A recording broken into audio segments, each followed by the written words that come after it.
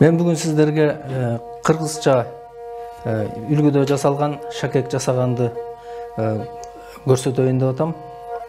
Бұл металл күмүштү ең бірінші ерітіп алабыз.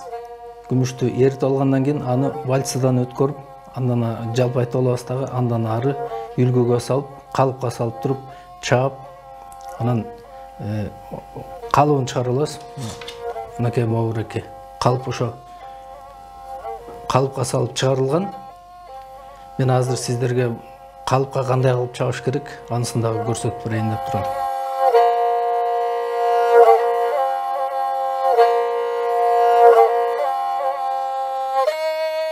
Азыр сиздерге жогоруда көрсөткөн шакектин үлгүсүн жасаш үчүн мен күмүштү тандап алдым. Азыр күмүштү эритебиз. Күмүштү эритиш үчүн мындай горелка деп коет биз. Кыргызчасы көрүк да, бул электричество менен иштейт. Моуреке бачокко бензин куюлат. Моунусу болсо биз тапанча деп коебуз. Мунун башынан от чыгат. Азыр ошону көрсөтөм сиздерге. Ушул аспап менен азыр күмүштү эритем.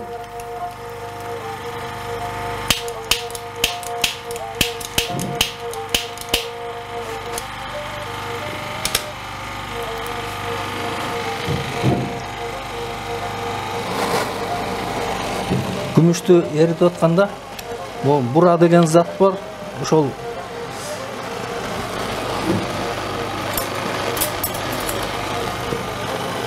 бураны кошуп турбаса, бул күмүштүн бети күйүп калат да. Мынакей. Азыр күмүштү эритип баштадым.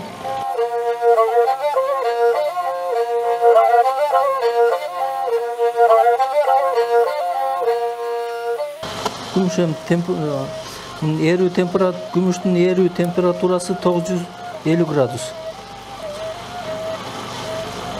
Эгерде буга кошулмасы көбүрөөк болсо, анда бат эле эрип кетет. Жез болуп калышы мүмкүн күмүштө. Негизи таза күмүш менен иштебейт, себеби таза күмүш жумшак болот. Ошон үчүн ага кичине жез кошулат. 925 проба деп коет. Ошондой күмүштүн тазалыгы ошол 925 проба менен иштейт да.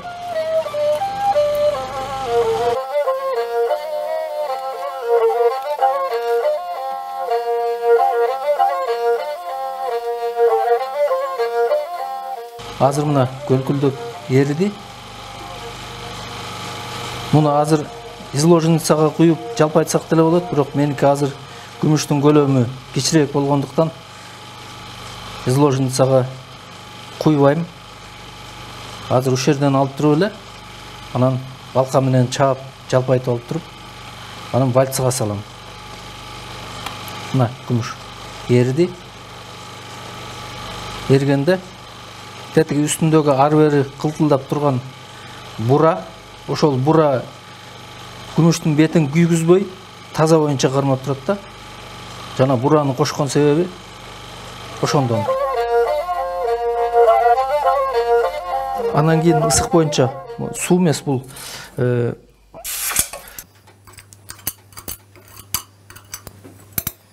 жана бураны себелеп эриткенде күмүштүн бетине бура жабышып калат. Ошол бураны кетириш үчүн лимон кислотасына, сууга эзилген лимон кислотасына салып туруп кайнатыш керек. Кайнатканда бураны жууп кетет.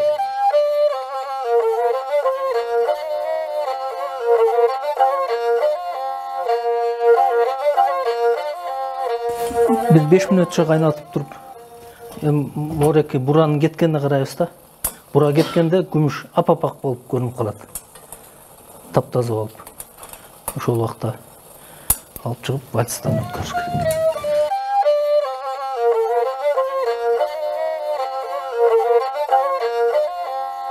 Мына күмүштү лимон кислотадан тазалап алдык. Эми моуреке вальца деген аспап.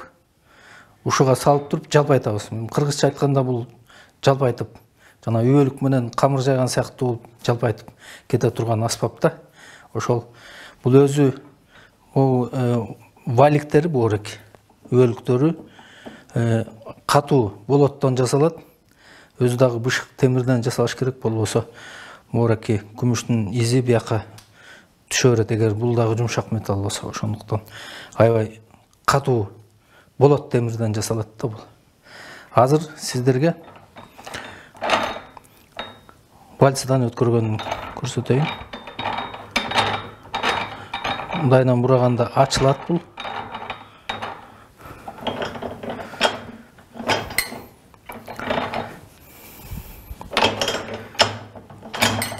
Акырындан кыстырып жалпайтып кете беребиз.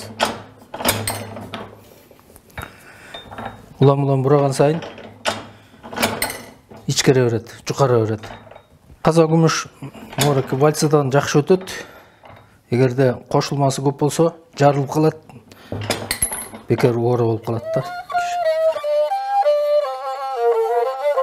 Шакектин үстүңкү калыбына чаба турган күмүш даяр болду. Мен азыр муну калыпка салып туруп чабам. Мына моореки кыргызча шакектин калыбы. Бул үстүңкүсү, бул асты. Азыр калыпка коюп туруп чабып чыгарып алам.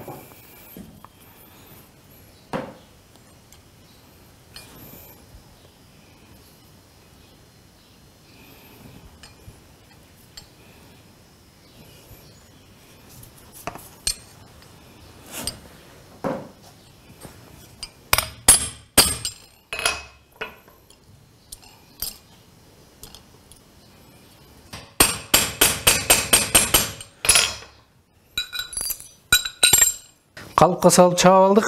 Эми монун жээктерин текшилеп кесип алабыз.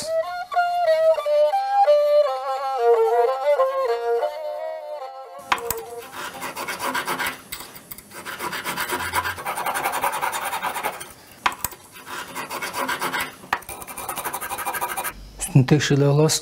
Шакектин үстүңкү бети даяр болду. Мону мен түздөп өгөлөгөн себебим моореки астыңкы бетине жабыштырганда жылчык жок болуш керек да. Жылчык жок болсо жакшы каңдалат. Эгер жылчык калып калса, анда каңдалбай оора алат. Түздө болуш керек. Мына азыр жылчык жок болду. Азыр каңдаганга жеңил болот. Каңдаганда азыр дагы эле бизге жана бура деген зат керек болот. Бура менен борный кислотанын экөөнүн аралашмасын сууга эзип алып, флюс даярдап алабыз. Флюс деген ореки металды ысытканда бетине күйүк пайда болот да, ошол күйүктү бул бура жууп кетип турат. Эгер бураны тийгизбесек, анда мунун бетине припой жабышпай калат да. Каңдай турган моореки припой деп коебуз. Ошол жабышпай калат. Борный кислота менен буранын аралашмасын бир сыйра ысытабаш керек.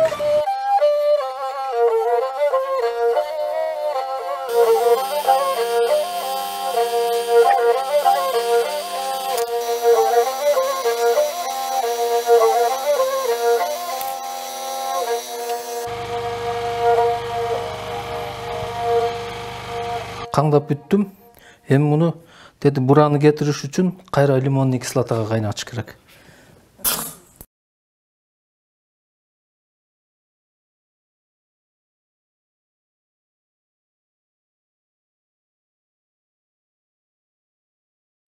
Бураны лимонный кислота жок кылып жиберет, эритип салат. Мына азыр эриди. Күмүш болсо апак болуп көрүнүп баштады.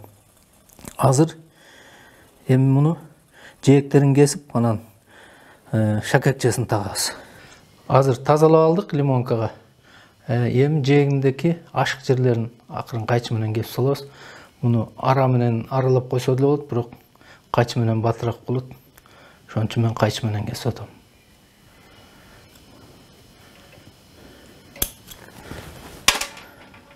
Андан кейін өгө менен жээктерин тегиздеп өгөлөп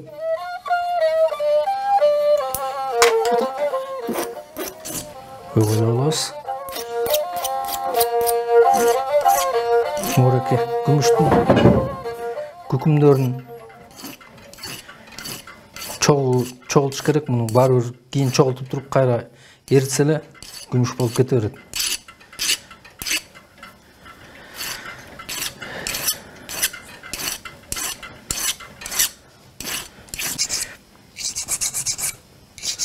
Үстүңкү бетиндеги жанагы калптын изи түшүп калган жерлерин өгөлөп тегиздеп атам. Үстү даяр болду. Эми шакекчесин жасайбыз. Мына шакекчесине даярдап койгом. Азыр муну керектүү жерлерин алабыз.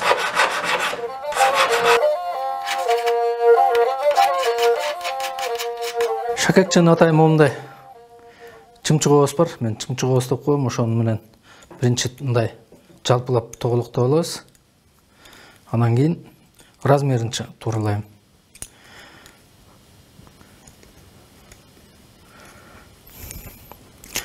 Мен азыр бул жол менен 20 размердеги шакекти жасайын деп атам.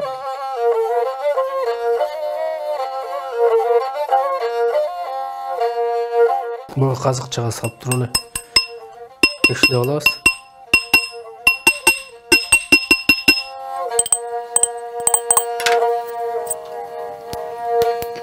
Мынакей шакекче даяр болду. Эми муну мураки үстүнө туура жакшы жатыш үчүн, шакектин үстүңкү бетине жакшы жатыш үчүн могу кошулган жерин текшелейбиз.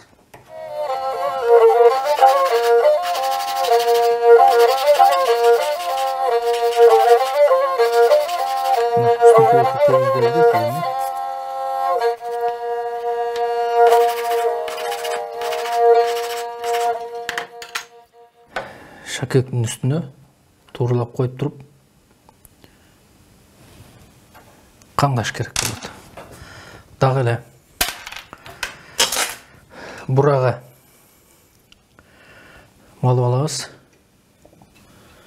Бура тигин бетиндеги күйгөн күйүктөргө жабыштырбай тазалап салат. Ошон тазаланган жерге болсо мураки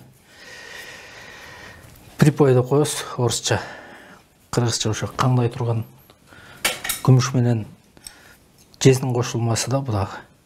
Тиги күмүшкө караганда бул батыраак эрип кетет. Припойду жеткиргендин көп жолдору бар. Азыр мен туруп эле үстүнө таштайм. Припойду азыр ысытканда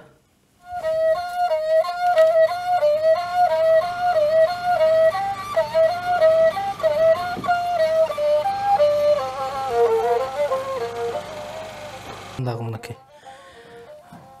Бураны кетириш үчүн лимонный кислотага салып туруп,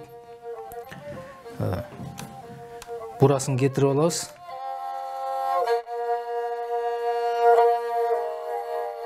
Болду. Бурасын кетирип алдык. Эми полировка кылыш керек. Суга жууп туруп.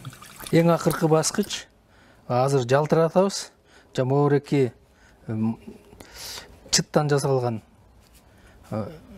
айлампа, чыттан жасалган. А бул болсо паста гои деп коет. Паста гои жана жашыл түстөгү бул. Атайын жасалган пастада ушундай металлдарды, алтын, күмүш, башка металлдарды жалтыратат турган. Азыр бул жалтыратып турган полировочный кругга салып жалтыратабыз.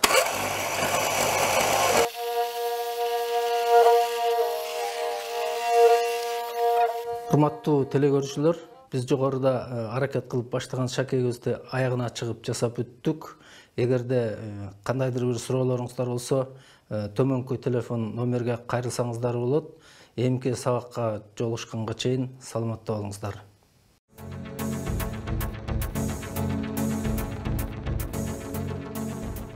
Кыргыз Республикасынын өкмөтүнүн номер 67 токтому менен бекиген Кыргыз Республикасында 2021-2025 жылдары мамлекеттик тилди өнүктүрүү жана тил саясатын өркүндөтүү программасынын алкагында жасалган видео сабак.